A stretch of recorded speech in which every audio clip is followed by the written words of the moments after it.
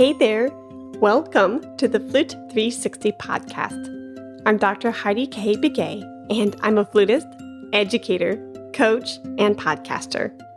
My God-given mission is to serve you. I am passionate about guiding you, the modern-day flutist, to discover your unique voice on and off the stage. The goal of this podcast is to help you thrive, both as an artist and as a musicpreneur. Go ahead and grab some espresso, your favorite notepad, and let's get to it. Today's episode 211 is titled, Let's Talk About Flute. Hey friend, how are you? Thank you so much for tuning into another Flute 360 podcast episode. This episode is near and dear to my heart because I was asked by two new music friends, Kyle and Jeff Smith, to be featured as a guest through their show called the Growing Band Director Podcast. So if you could do me a little favor, could you go to Apple or Spotify, wherever you get your podcasts, and support Kyle and Jeff by following their show? Again, their podcast's name is the Growing Band Director Podcast. Thank you so much. I know they will truly appreciate your support. In other news, I just wanted you to know that after the conversation that I had with these two new music friends, I said, hey, would you mind if I shared and repurposed the content for my 360 listeners? And they said, yeah, go for it. So enjoy the content. We talk all about flute tone, flute embouchure, flutists who have a teardrop through their top lip, flute harmonics, and a juicy flute vibrato exercise. If you would love to have a spinning, resonant vibrato within your sound, then hit me up. Send me an email at heidikbegay@gmail.com or go to the show notes below and click Contact Me. By doing so, just send me a quick email and say, yeah, I want that juicy vibrato exercise, please.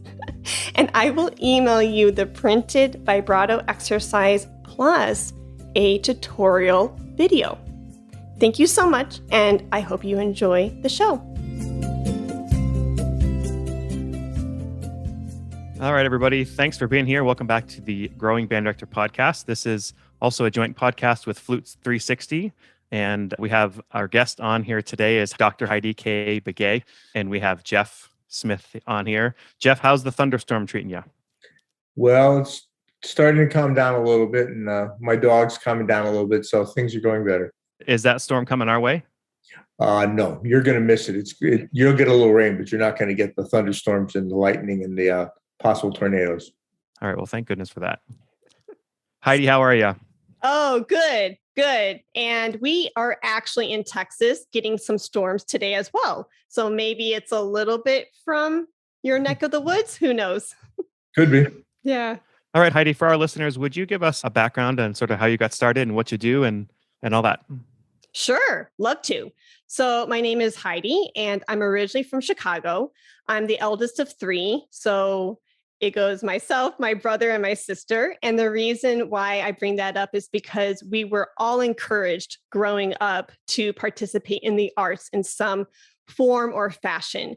So I'm a flutist. My brother was a saxophonist. My sister was in choir. And it was really important to my parents that we participate in music in some regard, because my mom was an organist and a pianist. My dad was a percussionist. And so all of that is to say, we grew up with it. We grew up with learning instruments and being a part of it. And I'm so thankful for that introduction. And since then, I loved it so much, even at a young age, that I knew that I wanted to be a part of the music community for my career. I had extremely influential teachers growing up, Dr. Diane Boyd Schultz, some pianists from the church in which I grew up in. And I looked at these women at a very young age, and I looked at them and I said, I want to be that.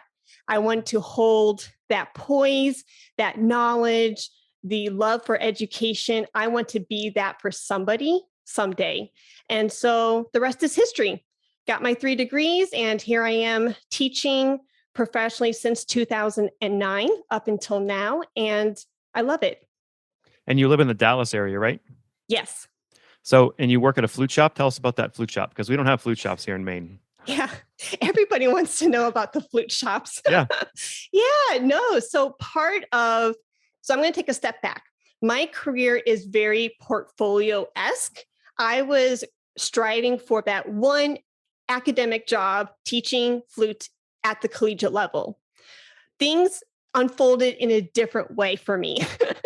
And I decided I'm going to have to let my stubbornness, go to the wayside and drop that to start noticing the opportunities that really were around me. So all of that is to say is in my career, I try to have this nice portfolio and have different streams of income coming in and out of the business. So I'm a digital course creator. I teach in my flute studio. I help my husband with his audio and video production company. Corporate sponsorships is another stream of income through my business. And then lastly, I work with the incredible, phenomenal Carolyn Nesbaum. She is a treat, a friend, a mentor, my boss, and I just started working there 4 months ago. Great. Well, thank you. I actually have so you mentioned stubborn and flute players. I live with 2 humans who fit both of those bills, my wife and my daughter. And so I was talking to my daughter today about how I was having a professional flute player on the podcast. And she's like, and she started flute a year ago. So I still consider her a beginner. And she has a couple questions to ask you. Are you open for answering her questions? I would love that. All right, Addie, come on over. Hi. Hi, Addie. How did you get so professional? Oh, thank you. That's a great question. Thank you for asking, Addie. Yes. So it was kind of like what I told your dad when I was your age. Well, let me ask you a question. How old are you? 11. 11. Yes. So exactly at the same age that you are at now. Many moons ago, I was 11 years old, and women in my life really inspired me within the music world. And so have you taken any flute camps or band camps or participated in festivals in that way, or not yet? Not yet, but I'm going to next year. That's awesome. So I highly encourage you to participate as much as you'd like to or as much as you can, because when you surround yourself with people who are in the niche and within the community that you desire to be in, then they start influencing you in beautiful ways. And so for me, the reason why I am a professional is because of these mentors, because I surrounded myself with people who knew the profession so well. I wanted to start emulating them. So if you can do the same for you, then at some point, no matter what career path you decide to take, whether it's sciences or math or education, music, it doesn't matter. You too will become a professional within your respected career because of these important years, that you're in right now. Okay, she's got 2 questions left for you. What is your favorite song to play? Oh my goodness, that's a hard one, but I love it. So there's a French piece. It's a small little flute piece, but it holds a tremendous impact on me. It is by Caplet, and it's titled Rêverie, which means dream. And there's another movement. It's 2 movements, and I absolutely adore it. There's some really beautiful melodious moments, and there are also some really fun, catchy moments that make it really fun to play. Yeah, I like that about songs too. Yeah? When you were learning as a kid, did you ever think it was too hard and that you would consider quitting? Ooh, these questions keep getting better and better. I love it.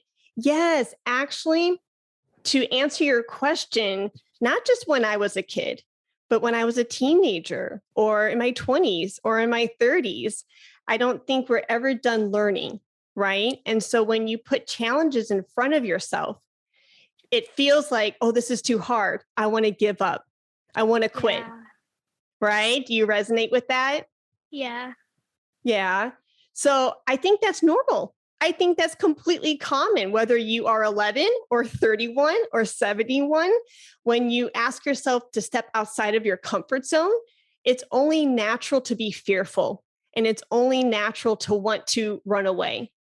But I love to tell all my students to kind of have this warrior pose and decide, okay, well, what can I achieve today towards that goal?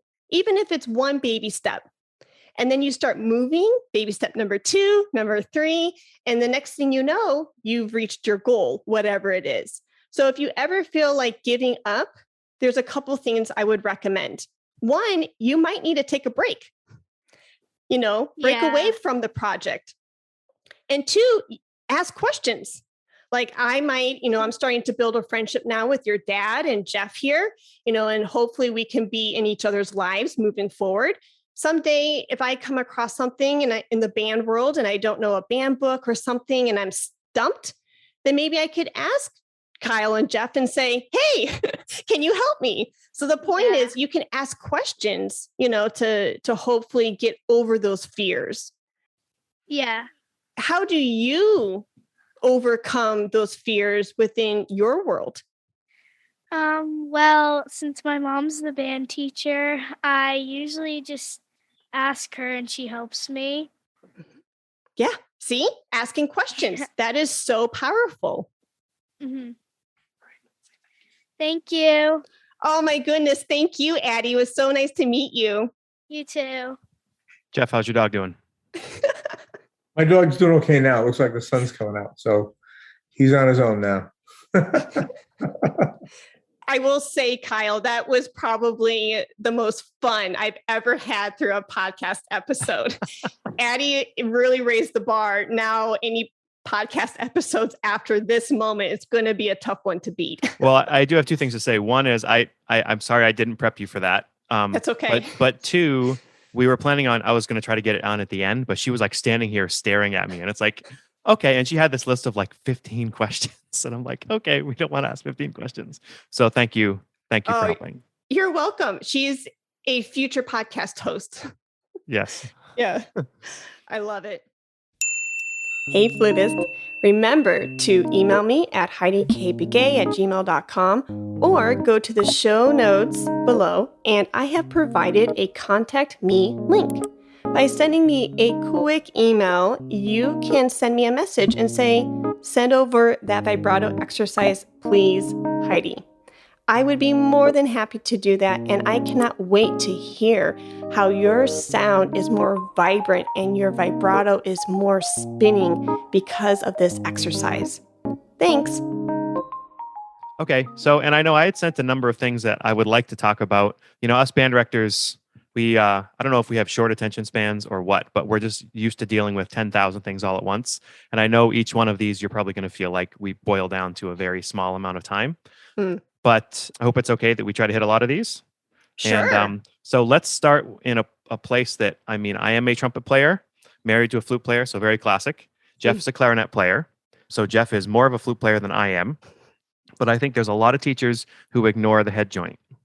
Like they don't do the whole, like, how do you start on the head joint and how do you fix problems by taking the flute apart and using the head joint and all that. So could you speak a little bit about maybe when you're starting kids from scratch, and then also how you would fix some tone problems by using the head joint? Okay. Yes. I think this is an excellent question. So as a follow-up question on my end, do you feel like colleagues just go straight into the entire flute? Yep. Too soon? Yep. Okay. Yeah. I think there's That's people fair. listening who don't know anything about just using the head joint. Okay. So I will say, before I get down 10 different rabbit holes, I will try to highlight one big thing right up front. So that way I don't get lost in this crazy mess. So an amazing resource that anyone can use, band directors, trumpeters, clarinetists, doesn't matter, is the Kathy Blocky Method books. If you have not discovered her line of books, I would buy everything under the sun that she has done in the past. She is a true educator through and through, an amazing professional flutist, a dear friend of mine, and her books are really a staple within our library as flutists. And I don't know, you guys are probably very familiar with the Rubank method books, which is great. Phenomenal. I was raised on them. I started teaching my own kiddos on the Rubank method books eons ago, but they're outdated. They're like over 100 years old. So Kathy Blocky, I think, is doing some amazing stuff where she is basing her pedagogy, methodology, everything from research, how kids' minds grow, how they learn. And there's amazing, like beautiful, colorful illustrations. And all of that's to say, to answer your question, there are extremely fun, profound head joint exercises in these books. And these are meant to be used with flute class, right? You can't do flute and clarinet and all these other things. It's like just with flutes. Flute. So this would be amazing for flute sectionals or a flute masterclass. Yes. I'm sure there could be some things that could, go over into clarinet or the woodwind section if you transposed some things, but it is specifically flute. And how do we spell her last name? Good question. Blocky, Blocki. Okay. And the reason why I just wanted to throw that gem out there right on top is because if you're lost and you're like, I've never taught a beginner flutist, I think that's the first resource to go to, hands down. And her Blocky flute method books, there's like, I believe books 1, 2, and 3, and each Blocky flute method book, each has corresponding teacher's manual, which makes it really nice for the band room and the flute studio room. In addition to that, this past year, she just put out a new line of books called Flute Zoo. Those are even nicer in the sense of they're a little smaller than the Blocky method books. So it gets the kids through the material much quicker. And her and Molly Shortridge did a phenomenal job. So circling back to head joints, the Flute Zoo book has a ton of head joint exercises. And she even has like I'm going to mess this up, so excuse me. There's like a birdie exercise where you can just have just the head joint and you hold it near the lip plate and the right hand can go like in and out really quick, like bird chirps. Sure. And then there's like finger slides. So like as a trombonist, if there's a trombone-based band director out there, open first knuckle, second knuckle, you can do little melodies off of that. So you can make it fun for your students. It doesn't have to be a bore or, I'm just on the head joint. I've been playing flute for 20 plus years, and there are some days where my tone is just garbage, just for whatever reason, right? Yep. And I will put the whole flute away, just take out the head joint, feel like a sixth grader all over again, get my mirror, and just explore, shift things around. This way in, that way out, over to the right, to the left, just to explore and be an investigator. So if you could do I don't mean to put a constraint on you, but in 45 seconds or less, could you explain the flute embouchure and aperture and the low sound and the high sound? Woo! 45 seconds. I'm ready. I'm in the hot seat. So you can take, actually, not even the head joint. You can take your finger. So you would take your right index finger, place it onto the chin, and you want to think of this bottom lip as being this pillow. Okay, very pouty, very flush, malleable, right? And the corners are going down like you're sad. You're almost like frowning, right? And then you're going to say poo, poo, poo. So by saying poo in that syllable, when we say poo, our lips are coming off of our teeth, right?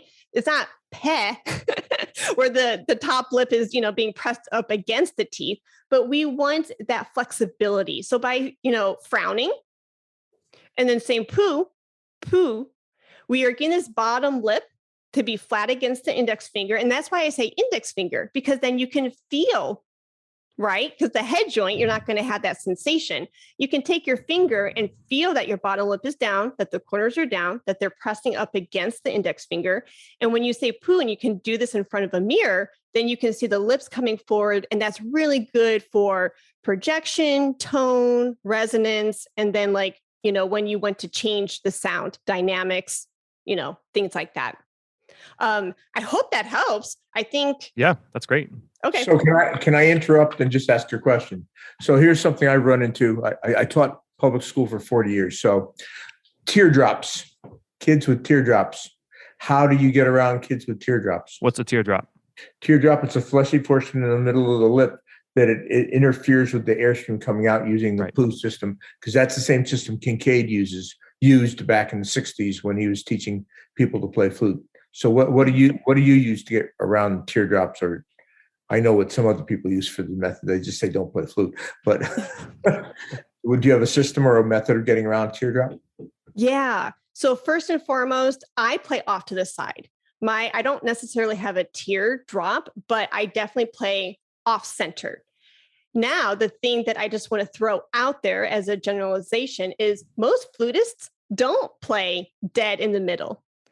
Most flutists play off to the side. And so whether it's because of the teardrop or for whatever reason, just an observation or just as a kindly reminder to everybody, no two flutists are going to have the same position of the head joint on their face. So that's just there. Second is, specifically with the teardrop, again, remind your students to be patient with the process. Things shift. Our bodies are different today than they were yesterday. So again, being adaptable and teaching them to be adaptable, I think is key. And then specifically with children who are dealing with that extra flesh in their top lip, ask them to say poo and, notice like, maybe have them tilt their head up and have them say poo and then notice like, okay, where is the aperture opening? Where is that aperture? Is it more, are they saying poo and the lip is opening more to the right or more to the left? Based on that knowledge, then that's where you scoot the head joint because you want to find their center. Even if it's not technically the center, you need to find their center. The other thing that you mentioned that I think is relevant to all woodwind players is the fact that you said frown. How often have we seen any woodwind player and you see them with this big smile, trying to get the skin all tight on their chin and everything, and then the kids can't progress because the tightness has created a constraint moving forward. And I think that all our woodwind friends should understand that the frown is the better utilization of the upper lip and corner muscles than the smile or the horizontal. Like clarinet, you frown; saxophone, you frown; flute, you frown; oboe, you frown; and bassoon, you frown. Because you want the muscles to go in this direction. You don't want them to go out, nor do you want them to go up.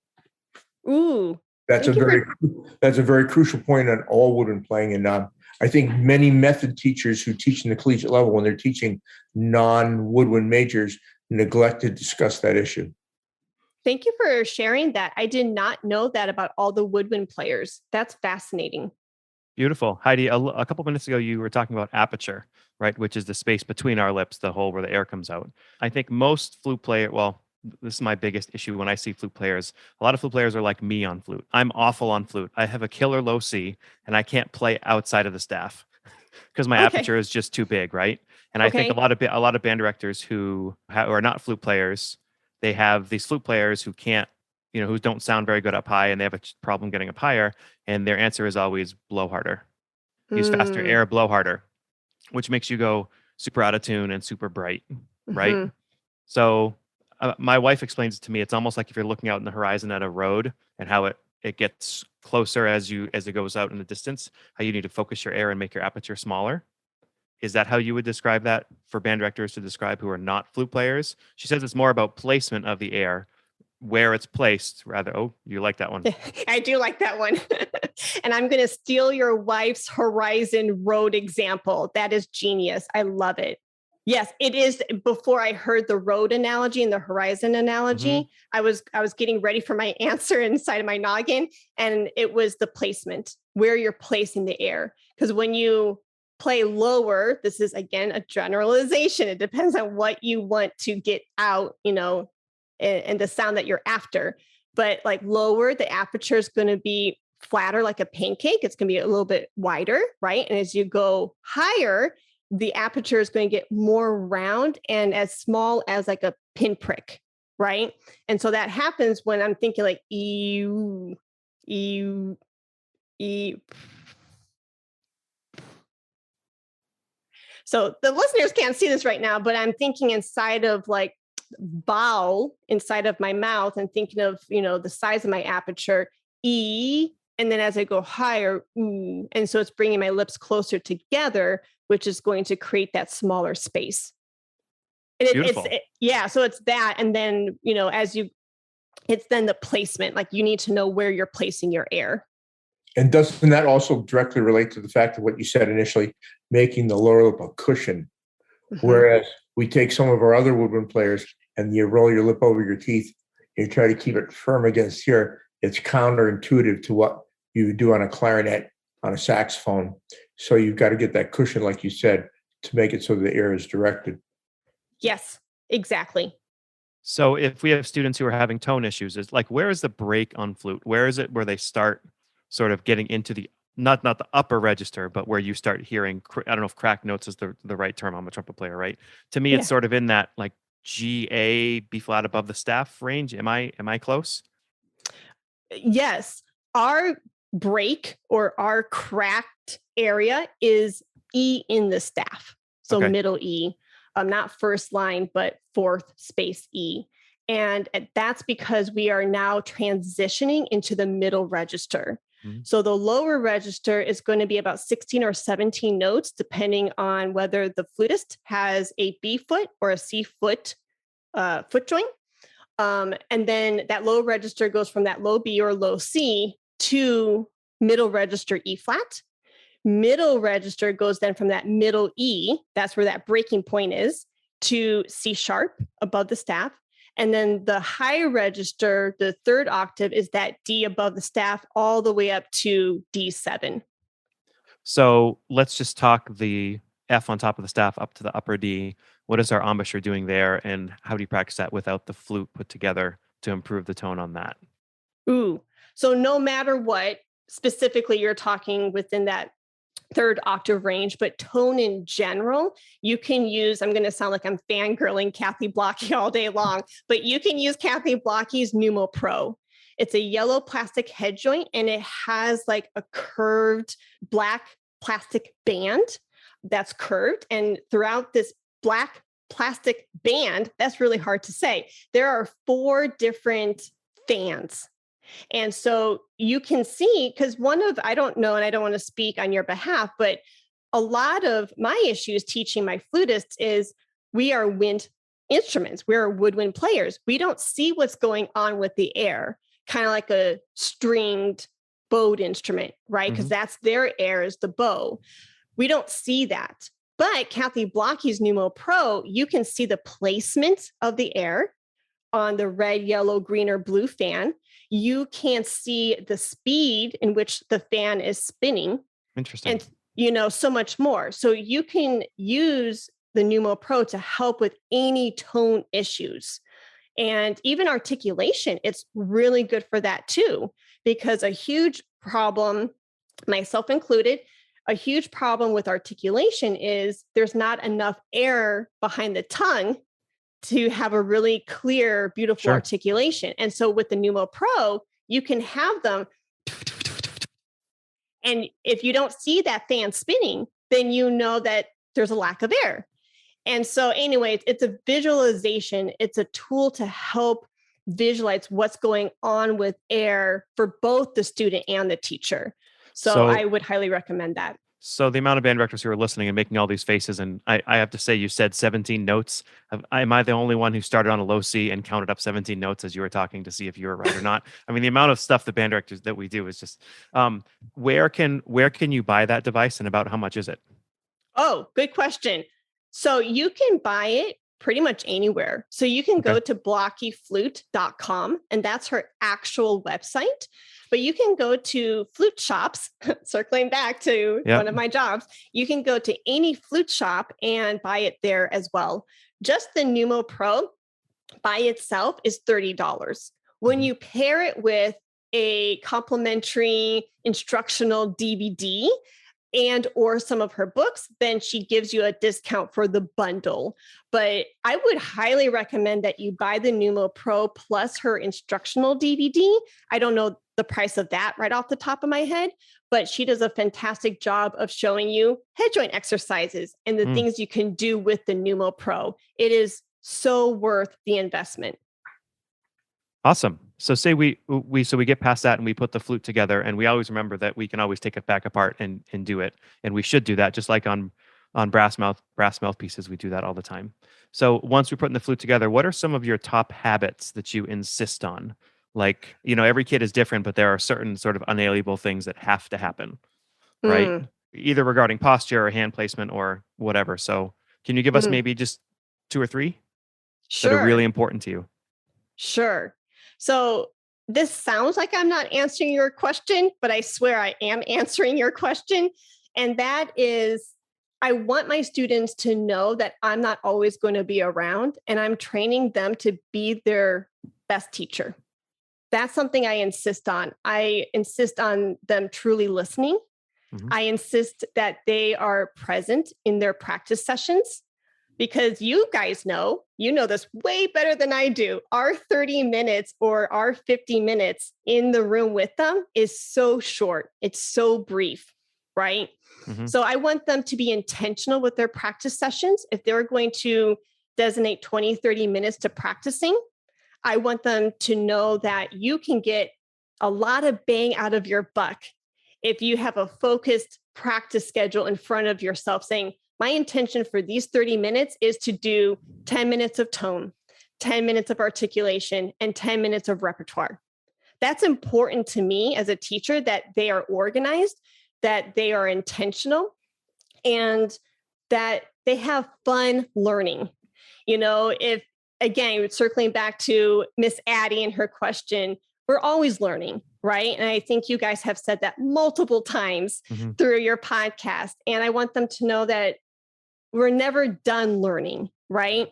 And I think that's important because I insist on that, because if they get frustrated in the process, right? I want them to know that they can take a break. They can be an investigator. They can explore.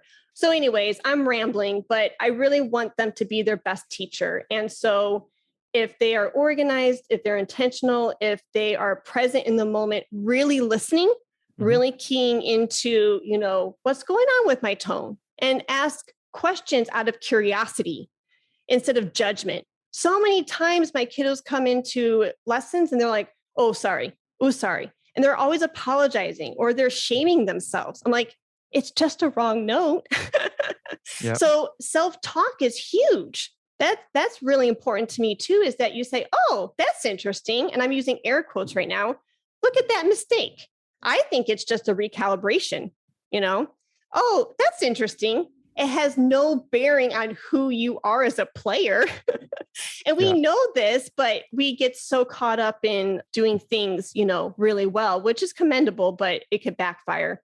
So hopefully I'm answering your question. I know you're probably looking for something else, but those are some general nuggets that I would like to share. What about the right hand? Is there something about flute players that says the right hand always has to, isn't that the key to getting the best posture? Isn't that right hand really important? Because if that slouches down, then all of your posture comes down? Yeah, that's a really good point that you're bringing up. In general, just to take a step back for posture, again, in the world that we live in, right? Phones, tablets, we do this. We're very hunched over, right? So really bringing their attention to body awareness and bringing the flute to them. That's one of the big things with posture. I think a lot of flutists go into the head joint or go into the music stand. But we want them to feel tall and strong and really open and wide and imagine the space around them. So when they bring the instrument to their face, they're more in control rather than them coming to the instrument. So when the flute comes to the face, we have 3 balancing points, 3.5. So we have the left index finger right here, the base of the left index finger. We have the right thumb, and we have the chin. So if you're holding the flute properly, I don't like to use the word should, but this is a good should. You should be able to hold the flute with those 3 points without the flute teeter-tottering, rocking back and forth where the keys are like forward and back and going all wonky. So that right hand, the thumb, actually, without anyone taking this out of context, I don't want you to hear the word push and think, oh, push. But the right thumb is pushing very gently the lip plate into the chin. So you have that. And this left index is kind of that balance point of that motion. So the right hand, if you do that, the way that the right hand now is positioned is we want the right hand to rotate clockwise towards the pinky. So a lot of times what happens is, and I'm trying to find a pencil because my flute is not anywhere in sight. What happens is with the flute in the right hand, a lot of times their index finger is resting on the rods. We want to encourage them to go clockwise and to let it to look more like this. And again, I'm trying to be as descriptive through the sound waves here, but we want the right hand rotating towards the pinky so that way the fingers are off the rods. This is going to help with technique, and it's also going to help with that balance. It's just like right hand on the trumpet. Okay. You just have the hand, how you hang your arm down and you pull it up, and it should look like that, right? And it's not anytime you collapse more, you're not going to be able to move as fast. That's a natural ergonomic setup of your hand. Also, I love that. You find a lot of people having their kids do the horizontal thumb here instead of, like you said, keeping it straight. That's become a very common thing that I've found among flute players, where you're having to correct it to get the hand so it's the way you just talked about. And that, I think, is very much related to also trumpet, where you have the lead pipe and you have the trumpet players just resting the finger instead between first and second valve. And that hand position creates all sorts of problems, especially in production of tone, because the minute you put your thumb like that when you're playing, well, then you're first of all, you're pulling the flute back this way. So you're rotating the head joint too close to the aperture. So you're cutting your airstream off totally. I think we all have flute players in our mind that we've had in the past. You're like, oh gosh, that's the kid, that whole and it just it's a spiral downward. And have you ever had a great flute player, Jeff, who just had terrible posture? It just doesn't, I don't know. With flutes, almost more than any other instrument, you can see first if they're going to be successful. Then they might not sound good, right? But if they look like they have the proper posture, I think that's a huge deal. Well, I think like what Heidi said is that as you get the flute players, the ones who are the malleable ones who are willing to make the adjustments with their hands and with their mouths are the ones who are going to move forward the fastest. And you got to try to convince the more reluctant kids to try this, give it a shot. And now with the advent, since I'm a little older than both of you, now with the advent of YouTube and things like that, there's good examples where you can quickly say, here, go to this website and look at this. It's like Vanessa Movey's body mapping program that she has, where she's correlated at Longy between body mapping and the playing of flute and using that. We had her come up here and do a clinic in New Hampshire based on that for breathing techniques. And that made a significant difference. Problem was exactly what Heidi said, is that then it's up to the student to monitor themselves after that 30 or 40, 50 minute thing and keep it going. And you saw 10% continue with the process, but the other 90% went back to the old way rather than going forward with what Vanessa had said.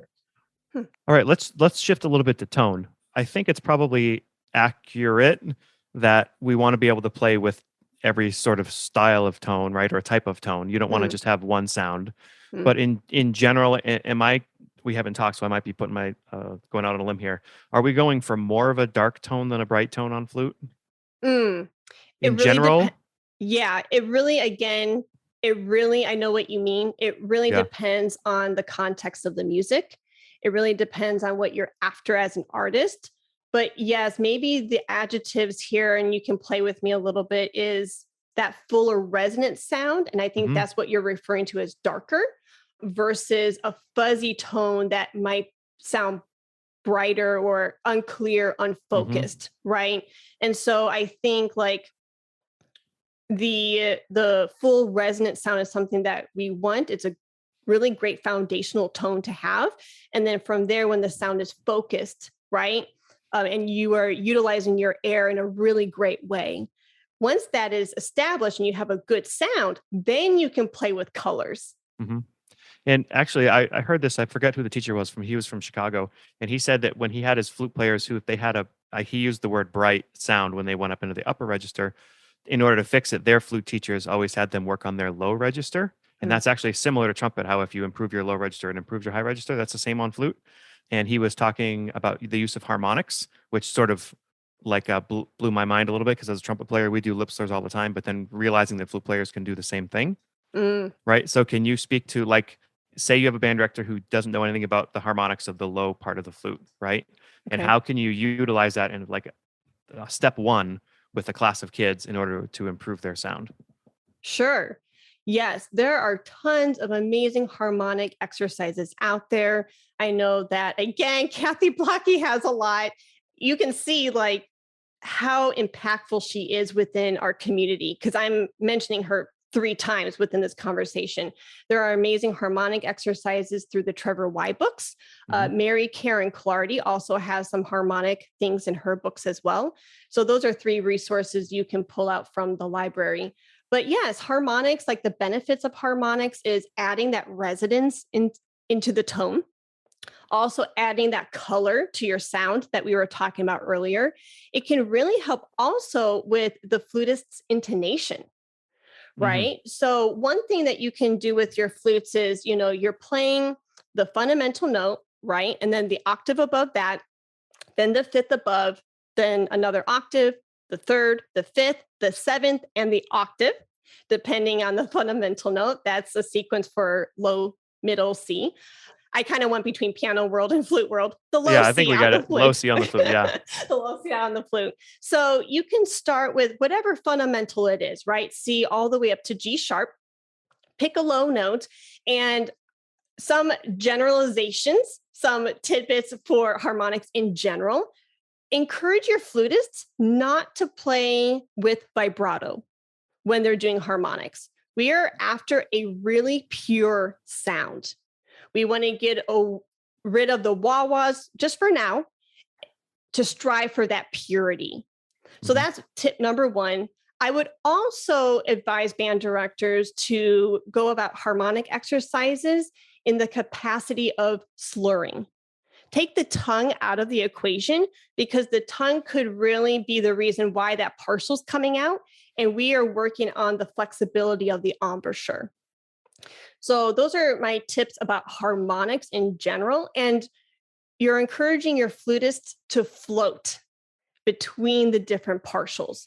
They're not pushing, they're not, forcing, they're floating.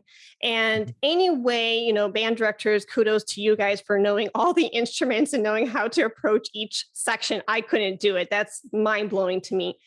Your minds are so creative. Find a creative way to get your kiddos thinking about floating, whatever that is, whatever, picture analogy you could give them. But yeah, slurred, no vibrato, a nice mezzo piano, mezzo forte, nothing crazy. And they're floating to the different partials. And so circling back to that order I gave for the low C sequence, have them go from low C to the octave above, back and forth, low C, middle C, low C, middle C. Just that is mind blowing. When kids have Yeah. never done it before, just doing that is like such a Whoa. big deal. Yeah. Okay. Yeah. And then from that first partial, middle C, and then just going from that C to the fifth above, G, C, G, C, G, back and forth, getting really comfy. And again, being that investigator. What's happening with my air? What are my lips doing? Really listening. And then you just keep going that way. Once they get comfy with that, then you can maybe make little fun melodies out of these harmonic exercises, like a bugle call or a little melody that, Mary had a little lamb. anything, right? You can be super creative. Like brass lip slurs, you can just do 2 of them and then you stack a third one to do like a 3-note lip slur, Yeah. right? Or 4. So you can still do the same thing on flute. Yes. So you could even, and I'm glad you brought that up in threes. So when they're comfy going between the 2, then just focus on 3, fundamental, octave, and the 5th, and then go back down. Just add on one partial at a time. Bite-sized pieces is. Did they go up and go down? Yes. Or just going up? Up and down is what I would recommend, because they need to be able to get used to both directions, and that flexibility and how to achieve those notes. But yeah, and I mentioned earlier, another benefit to harmonics is intonation. You can work on the fundamental overblow to get the octave, right? And then you're on that low C fingering. You're overblowing to get now that middle C, then switch over to the actual fingering of middle C, 1 and pinky, and match the pitch. And then do that, then going fundamental to the 5th, the G. Now you're fingering that low C, right? You're overblowing to get the G, and then go to the G fingering, match the pitch. That is an excellent harmonic exercise. Amen. Beautiful. And it's interesting that you say that can be done with all the woodwinds except the death stick, the clarinet, because the clarinet overblows in 12ths. The misery stick, Jeff. The misery stick. Well, it depends on who plays it at the time. And I think that quite often band directors neglect that. And there's ways that it doesn't hurt the clarinet players to just do it by mere hands, but everybody else doing it through overtones. It helps everybody get better. And what's funny, because there's I know a lot of band directors have mixed instrument groups, right? So I really want to do this with my flutes, but I don't have them alone and all that. You can always take whatever the flute exercise is and then write out something for the rest of the band that they can play at the same time, right? That may not be as good of an exercise for them, but it's something they can play. That takes some time and some thought ahead of time. I remember doing that with a lot of other things, woodwind based, and give the brass something else to do. How often did the brass players do lip slurs and the woodwinds have to just hold long tones behind, or maybe they play the lip slur as well. I used to have the woodwinds just do, except for the clarinets, do the lip slurs based on the fundamental, and except for the clarinets who had to finger it, but everybody else did it, and it helped everybody all around. I love something you said, Kyle, because time is precious in those band rehearsals, right? And during a little mini brass sectional, when the rest of the kiddos are sitting there, what do you do with them so that way they can pay attention and not start talking and being little squirrels? When you're working with the brass or any other section, say, hey, flutes, I'm going to work with the brass for 2 to 5 minutes. I need you to pull out that Numo Pro, get that locker mirror that's on your metal band stand, and I need you to practice that embouchure and practice blowing and working on the Numo Pro and the fans. It's quiet. It's a great idea. And they're working, but they're being silent as you're getting, It's funny. You said 2 to 5 minutes. That's like a high school thing. And that's even pushing it. If my wife was here, she'd be more like 12 to 15 seconds. Okay. Right? But I think the thing that Heidi said, which was very important, was the locker mirror. If every kid had a mirror on their stand all the time when they practiced, they could see what the mouth on the outside is doing to correct and help correct the problem by doing so. I think people overlook having that locker mirror, as you use the term, or some kind of thing to look at so they can just take a look at themselves. It helps tremendously. All right, I have 2 topics, big topics I still like to get to before we sort of wrap up stuff and everything. Jeff, talking about vibrato, I know Heidi mentioned vibrato and doing it with a straight tone, but there was, there's times with our bands where the woodwind section's playing something and maybe it's lyrical and you want it to just have a little bit more.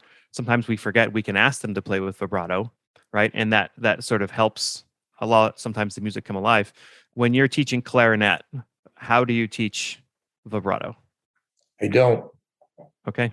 I'm from the old school where there's a school of clarinet players who used vibrato and clarinet players who didn't. Unfortunately, most of my private teachers never taught vibrato. Huh. I use it now when I play, depending on what I'm playing. So what do you do? But back, I use a lip vibrato with clarinet. Okay. But back then, things were different. It was You were a bad band director if you used vibrato back in the 50s, 60s, and 70s, even the 80s. You didn't do that unless you were having your jazz clarinet players play that way. That world has changed dramatically now, but that was a mindset for quite a long time. Heidi, what about flute? Yeah. So just to clarify, I know what you mean, and we've covered a lot in such a short amount of time. So the no vibrato comment that I made was in regards to specifically harmonics. Sure. But I think flute, right, of all the woodwind instruments, because we don't have a reed in our mouth, we emulate the voice, the singing voice, I think the best, or we can emulate the singing voice the best. That's an example that a lot of flutists, adhere to. So that's to say, like, be expressive. And you're right, Jeff, growing up, my teacher was 15, 20 years older than me. And she goes, now there's different schools of thought when it comes to teaching vibrato. Some say don't teach it at all, let it just be. Others say teach it. And then, those are your two camps. But the more I get into it, if I let my students on their own in this way of saying, oh, let it happen, because I think flutists in general, Jeff, use more vibrato than clarinets just in general. Because they're more dramatic. Yeah. I mean, come on. Yeah. As the 3-valve person talks. Okay, yes, go ahead. Yeah. My point is, if from my perspective, if I were to let my kiddos go off and do vibrato and just hope for the best and let's see what the natural vibrato and how it comes out, that's a little like gambling to me, right? Yep. So I teach my flutists vibrato exercises.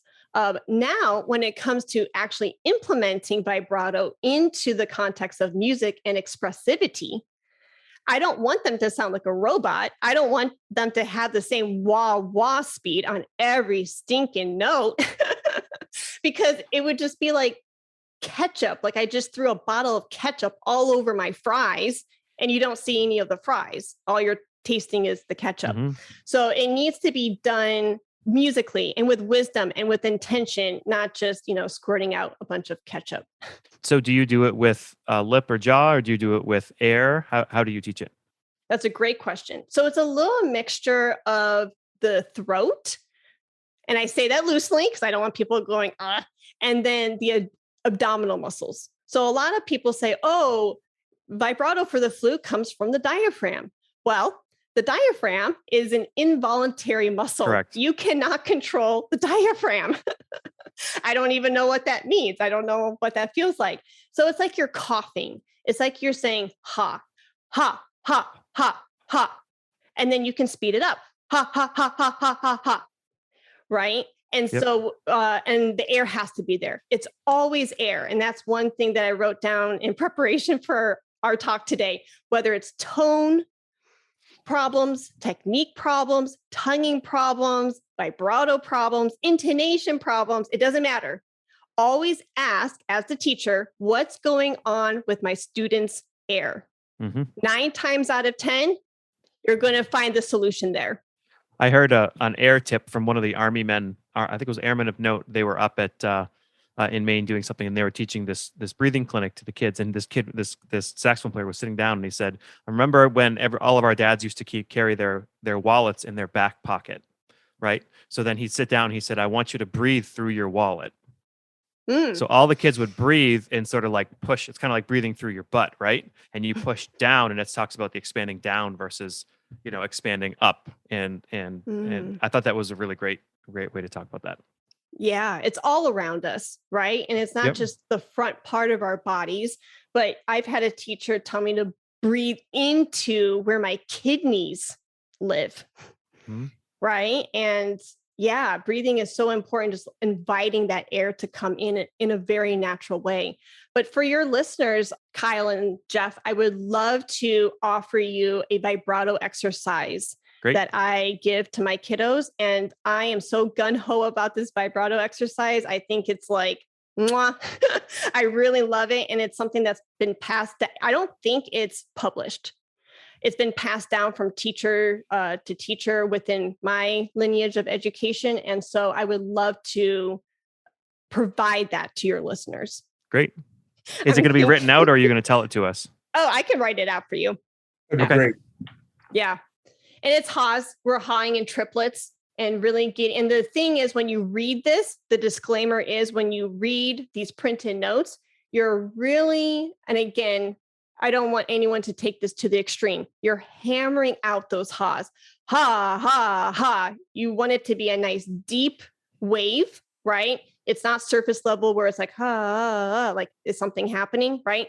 And so it's basically G above the staff, and it's a dotted quarter note. Then you're going to eighth note A, eighth note G sharp, half step below, eighth note A. And the first time you're going to play those 4 notes, you're going to play with a nice forte, and you're going to do 3 haws on each eighth note. So you're going to have 9 haws on the G, dotted quarter note, 3 on the A, 3 on the G sharp, 3 on the A.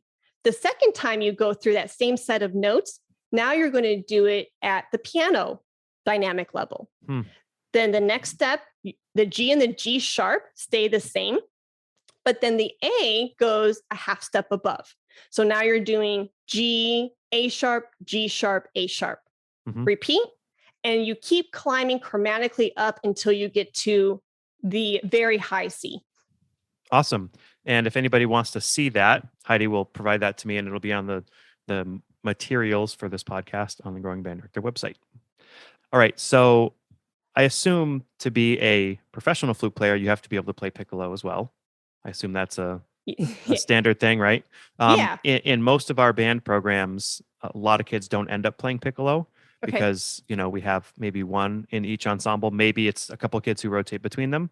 But so what are some traits that make a kid more successful on piccolo? So say you're a band director and you play something other than the flute, or maybe you're a flute player, and say you have a middle school band and you've got 10 flute players between 8th grade and 7th grade or whatever.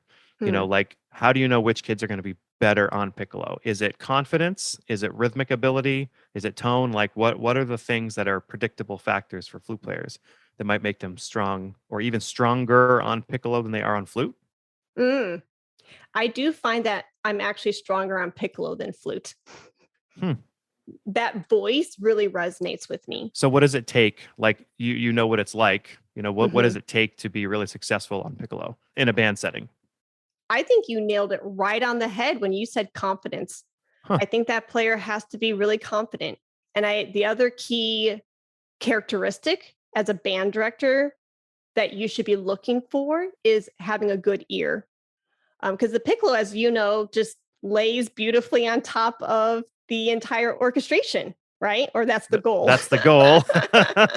But they had to have a really good ear because the piccolo is like the cherry on top, right? You're going to hear that piccolo player. So yeah, and you can't shy away from the piccolo, right?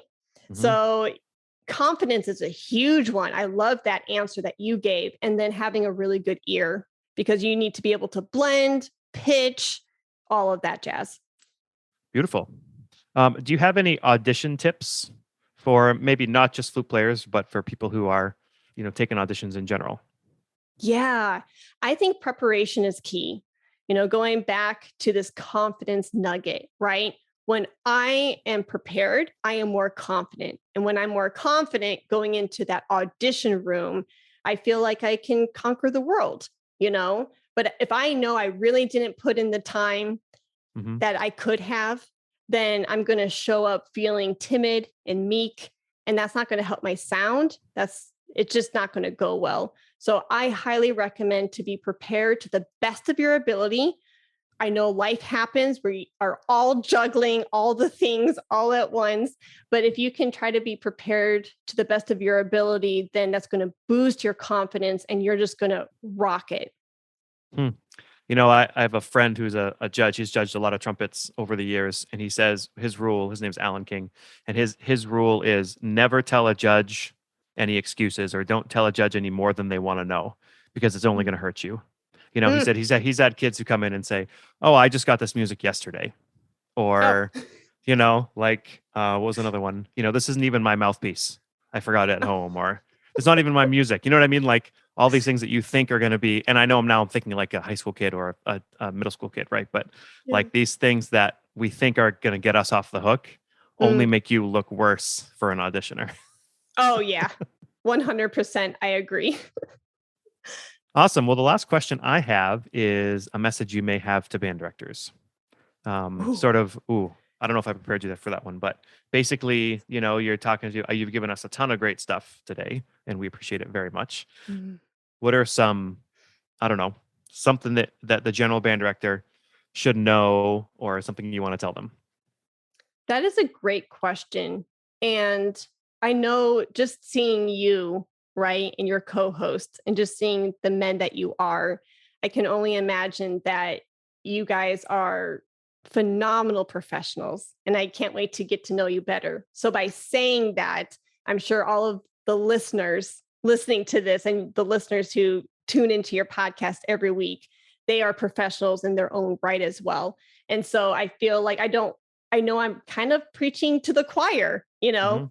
So I guess my tidbit would be, just make learning really fun, make it enjoyable, because whether that kiddo goes into music or doesn't go into music, I hear all the time, at least a couple times a week, where, whether it's people coming in and out of the flute shop or festivals that I meet, or I'm at the grocery store. Oh, I used to play the flute at one point, but I gave that up because I didn't really like it. Mhm. And then you discover through that conversation, they didn't like it, or they left it behind, or they decided to pivot into something else, right? Because maybe they have another interest. But a lot of times in these very candid conversations, it was some educator at some point within their journey that turned them off. They totally were disheartened. Mhm. They felt defeated. They felt like they couldn't achieve their musical goals.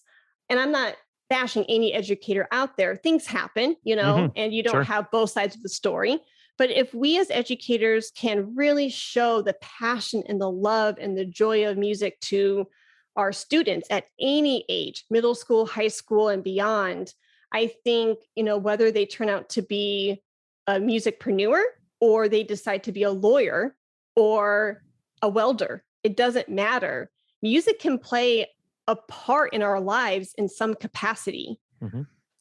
and if we don't want to kill that joy for them, we want to plant that seed, get it to grow, start growing, so that way it can continue through their life in any way they see fit. So I guess I'm rambling, but it basically boils down to show them the love and passion that first brought you to music. Then Mhm. it's going to make it fun for them, whether it's in the full band rehearsal or sectionals or their practice time. They're just going to light up and gleam and just really enjoy it. And they're going to Mhm. learn a lot. And that would be a little tidbit and a little reminder to all of us. Well, thank you. That reminded me of a story. I don't know if you heard of Dr. Tim Lotzenheiser. Yes. You have. Okay. He's sort of like the guru around the country. And we were at Midwest. It was about 1,000 people in a ballroom. And he said, his quote was, kids are not going to remember what you teach them. They're going to remember how you make them feel, Mhm. and how that was such a big deal. And he said, and I'll prove it to you. And so he said, everybody stand up. So we had 1,000 band directors stand up and we sang Auld Lang Syne. And that was just amazing. And it's one of these huge ballrooms. And then we got to the middle part of the tune, and he screamed the word harmony. And all of a sudden there's like 700 parts happening all the time. And you just get these chills, like, holy smokes. And we sat down and he said, you know what? You're not going to remember a thing I said, but you'll remember that as long as you're teaching. And he was absolutely right. Right. Mm. So how can we get the kids to feel a certain way as we're teaching them is a really, Mm. really big deal, especially when they're being snot-nosed brats. Right. Yeah. So how Saying do that you do with that? all the love. Yeah. Yeah. But no, and thank you for sharing that moment. I see how it impacted you because it was written all over your face. Mhm. And it reminded me of my teachers. I've had the good, the bad, and everything in between, you know? And when I think of the teachers who really inspired me, and this is a good, full circle moment all the way back to the Mhm. top of the hour.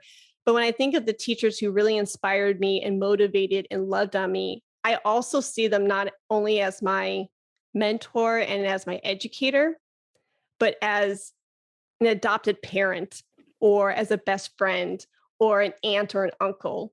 Mm. And their voices and their wisdom, they live with me every day. I told my student last night, Maddie, I said, my teachers' voices are within me all the time.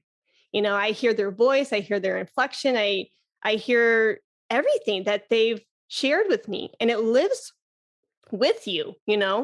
And I think us as educators, that is a huge responsibility that we have, where a family Yeah. and a student entrusts you to share that knowledge in a welcoming, warm, loving environment to their son or daughter.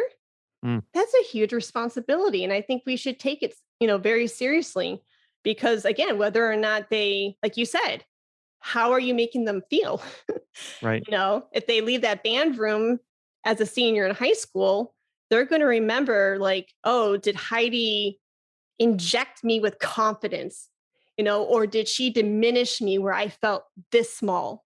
Mm-hmm. And no one's perfect, but I hope that I'm, injecting them with that confidence and that love. But Oh, I'm yeah, sure you are.